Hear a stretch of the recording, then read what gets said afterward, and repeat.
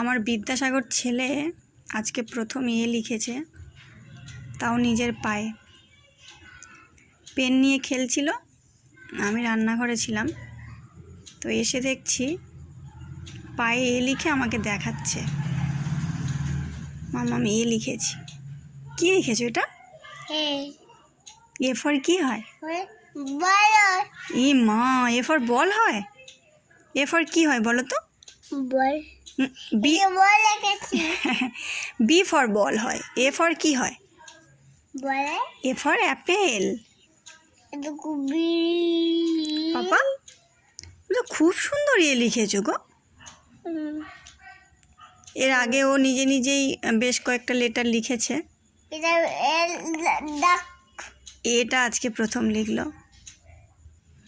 ব্যথা ব্যথা দিও না বাবা।